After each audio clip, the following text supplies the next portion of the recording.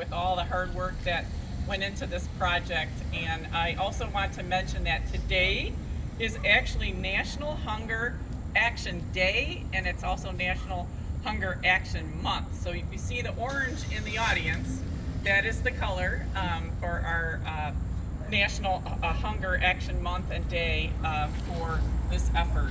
It's really a privilege to be here today with you to announce an innovative partnership with Eaton Community Health, Greater Lansing Food Bank, and so many other outstanding organizations that is taking a crucial step forward in addressing food security in our community. Over the last couple of weeks, Eaton Community Health installed smart, refrigerated food lockers outside of our primary care offices, which you see right behind me here in Charlotte. Once open, the lockers will offer most valuable our most vulnerable community members with around-the-clock access to healthy food. At the University of Michigan Health, our daily mission is to advance health to serve Michigan and the world, and that's exactly what we are doing here today. But health extends beyond our walls. It's also about addressing factors that shape the overall wellness in our communities, like housing, education, and yes, access to healthy food. We're so proud to be working with all of our regional partners to ensure our community members can eat well and when they need it. And again, this is access 24/7, 365, so if you're a working mom and can't access a food bank, this is your opportunity to reach to get those services. I want to give a big thank you to Linda Reitz, our president for Eaton, as well as Steve Dexter, our director of operations, who worked very hard and diligently with the Greater Lansing Food Bank and our Eaton Community Health Department in making this effort come to fruition today. So with that, I'm going to introduce Michelle Lance, who is the Chief Executive Officer for the Greater Lansing Food Bank. Michelle, it's all yours. Thank you. Good morning, everyone. Thank you for being here. Can everyone hear me okay? All right, good. Wow. It is such a pleasure to be here on our National Hunger Action Day. It just so happened that when we chose the 10th, we realized that it was Feeding America's Action Day, and what a perfect way to celebrate.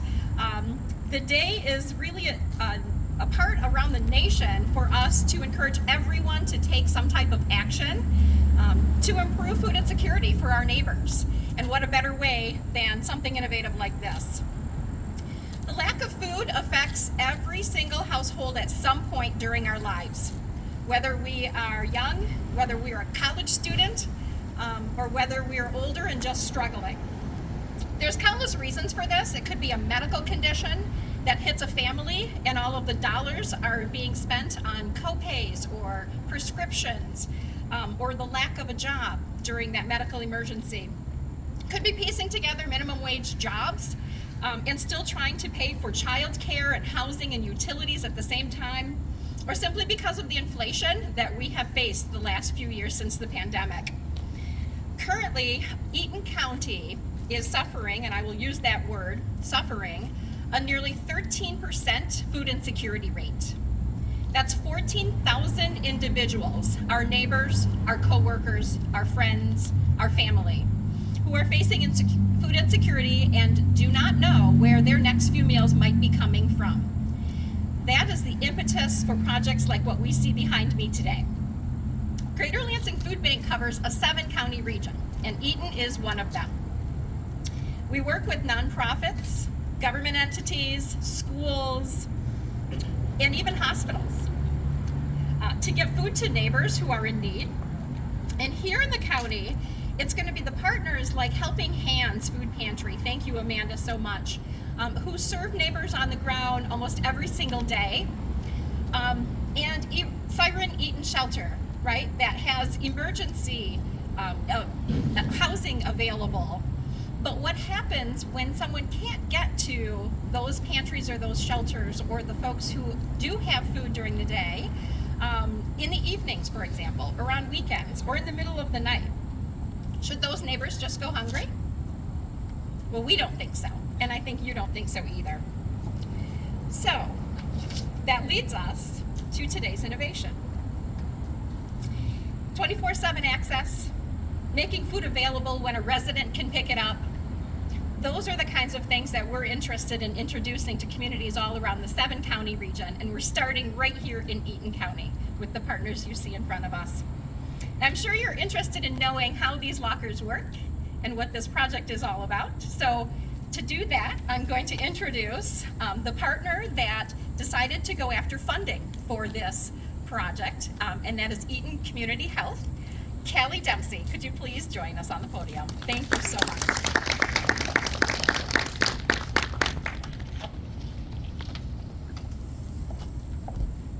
Thank you, Connie and Michelle. I also want to recognize my co-executive director, Barbara Fulton, here with us today. I'm going to talk just a little bit about who we are. Eaton Community Health, or ECH as we call ourselves, is a nonprofit that is based here in Eaton County, and we believe in communities where all residents can thrive. Our initiatives are rooted in collaborative, collective impact approach dedicated to improving conditions within our community. We work together with residents, nonprofits, healthcare organizations, and local government on shared goals for improved health and well-being. We do this using an upstream approach with diverse partners and innovative ideas that serve as a catalyst to improving the social determinants of health here in Eaton County. These smart, refrigerated lockers serve as an additional tool in our community's toolbox for improved food security. These temperature-controlled lockers will be used by food pantries, nonprofits, and other referral organizations to reduce barriers that some of our most vulnerable Eaton County residents experience when seeking food resources outside of normal pantry hours. With this new tool, residents in need of food assistance will be able to request food through an established referral process that will be launching later this fall. When a referral is processed and food is delivered to the lockers, a resident will receive a code by text or email, verbally over the phone, or in person. Once that code has been received, a resident can come here at a time that's convenient for them. They can enter their code into this kiosk, and a locker door will open for them to be able to retrieve their food easily and confidentially. While this first use of lockers will primarily be by organizations who already have systems in place to connect our residents to food, we see many other uses, partnerships, and programs that will be added over time to increase access to nutritious food, provide community education on food nutrition, and help reduce the stigma associated with accessing healthy foods for individuals and families in our neighborhoods. ECH is an organization that believes in the power of collaboration. No one organization can shift community conditions alone. We look forward to all of the future possibilities and partnerships that these lockers will bring to our community while increasing food access and food security for our residents. We have immense gratitude for all of our current partners who have committed their time, their energy, and their resources to make projects like this possible, and who continue to imagine future possibilities with us while working together towards a thriving Eaton County. Up next, I would like to welcome another one of our project partners, the Vice President of Community Investment with the Capital Region Community Foundation. It's Cindy Hales. Good morning. Isn't this a perfect day for a celebration? This is great. On behalf of the Community Foundation, I want to say how proud we are to be part of this innovative solution to food insecurity. It is really remarkable what happens when innovative, committed, passionate people put their heads together and think about solutions. And this is a prime example of that. It's something that really addresses an issue that is pervasive not just here in Eaton County, but sadly in many communities. And this not only provides a potential solution for folks, but does it in a really smart, dignifying way. And I love that about this project, and we could not be more proud to have supported it. I do want to take a minute to talk about that power of collaboration, and I'm pretty sure the ECH folks are going to say this isn't about us, Sydney, but I'm going to say that it is.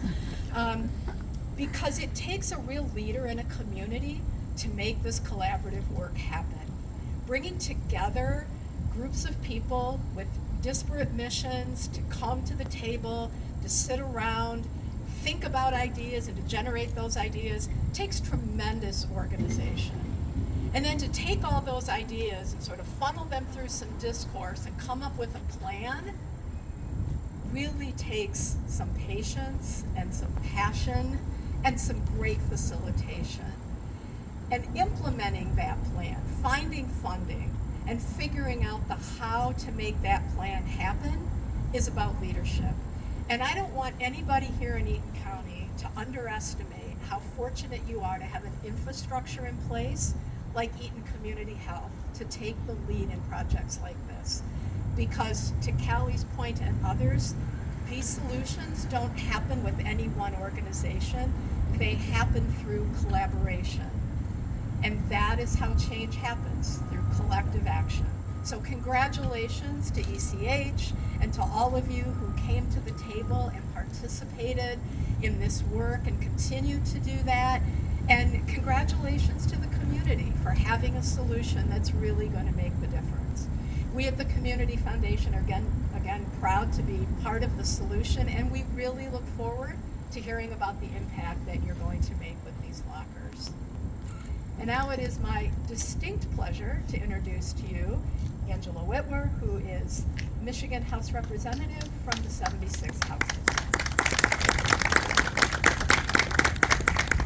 Good morning, everyone. Thanks for inviting me today. I really appreciate it. I just wanted to start out by saying that I never really understood that I was different. I never knew I was different from all the other kids I went to school with. I grew up in kind of an affluent area at the time, but we were always hungry growing up as kids.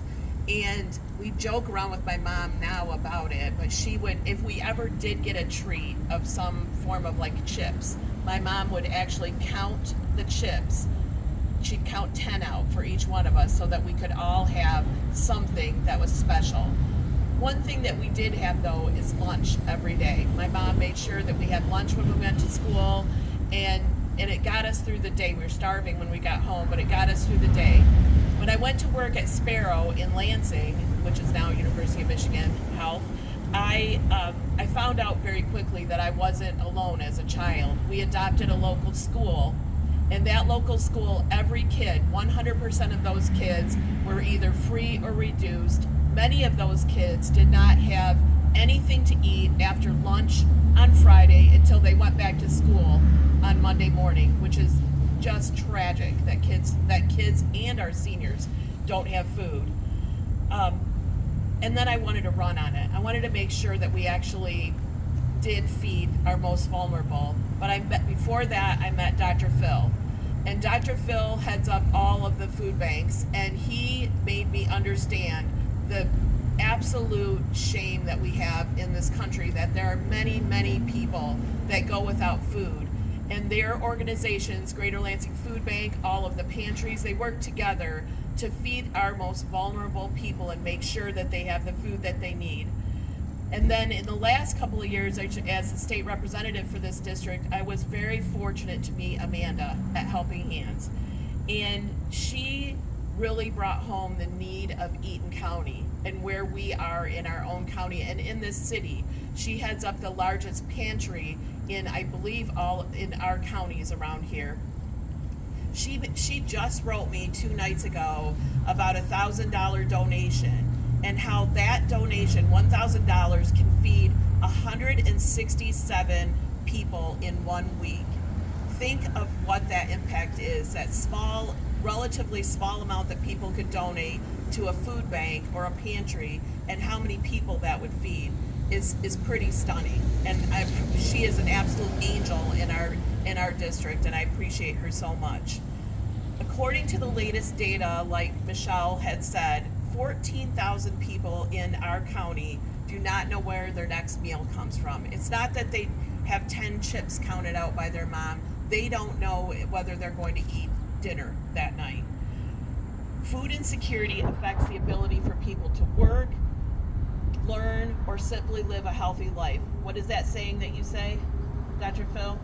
If you're hungry, you only have one problem. Yeah, if you're hungry, you only have one problem. You can be without a place to live, you can be a lot of things, but if you can't eat, you have one problem. So that's why this is such an exciting day for me, and it should be an exciting day for everyone here, because now we will have one more tool in our toolbox to improve access to food for our 14,000 hungry residents. And it's even more exciting because we're on the cutting edge in Michigan.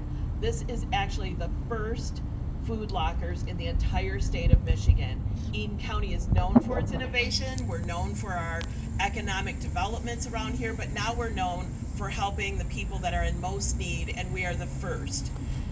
So I'd like to once again thank all the partners who made this vision come true, the Eaton County Community Health, Greater Lansing Food Bank, our community foundation, and of course, University of Michigan Sparrow Eaton Hospital. And now I'd like you to join me as we ceremoniously cut the ribbon, but we're actually going to open one up so that you can see the new refrigerated lockers. Want to join me? Sure.